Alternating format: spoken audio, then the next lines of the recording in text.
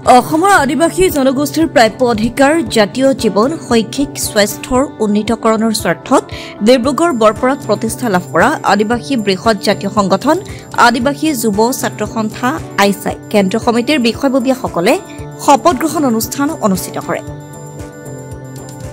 আদিবাসীসকলৰ ভিন্ন সমস্যাৱলী আৰু জাতিৰ হকে ৰাজ্যৰ প্ৰতিটো চুকে কোণে পবিত্ৰ আৰু নিকা নেতৃত্ব বহন কৰি জাতিটোক এখোজ আগুৱাই লৈ যোৱাৰ উদ্দেশ্যেৰে চৰাইদেউ জিলাৰ তিয়ক চাহ বাগিচা প্ৰেক্ষাগৃহত আনুষ্ঠানিকভাৱে শপত গ্ৰহণ কৰে আদিবাসী যুৱ ছাত্ৰ সন্থা চমুকৈ আইছাৰ বিষয়ববীয়াসকলে।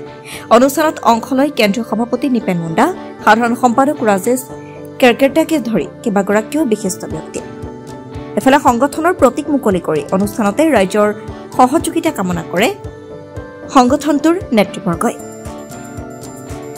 যোৱা 3 আগষ্ট 2025 তাৰিখে আমি যেহেতু নতুনকৈ আদিবাসী যুৱ ছাত্ৰ সন্থা আইছা বুলি এখন আমি জন্ম লাভ কৰে আৰু লগতে আজি যেহেতু ঐতিহ্যমণ্ডিত আজি শপত গ্ৰহণ অনুষ্ঠান অনুষ্ঠিত কৰা হয়।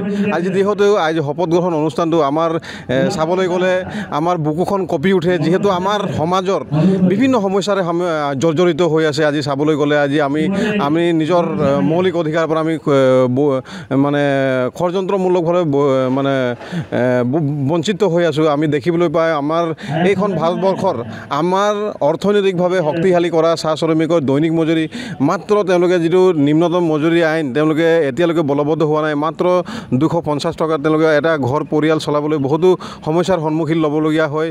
আৰু লগতে আমি দেখিছোঁ মাটি বাৰীৰ কাম কাজ যিবোৰ হৈ থাকে আৰু আমাৰ আদিবাসী দৈনিক ক্ষেত্ৰত সুৰক্ষিত নহয়।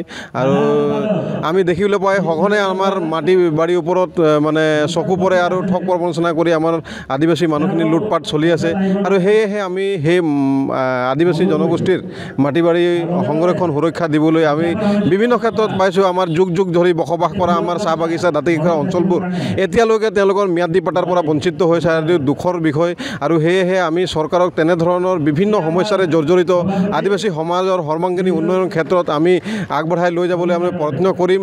আৰু সেয়েহে আমি আৰু লগতে আমাৰ যিসমূহ আদিবাসী সমাজ আছে সকলোৱে আমাৰ সহায় সহযোগিতাৰ কাৰণে আমি কামনা কৰিলোঁ। চৰাইদেউৰ পৰা প্লাৱন শৰ্মাৰ ৰিপৰ্ট, এনজি মিডিয়া।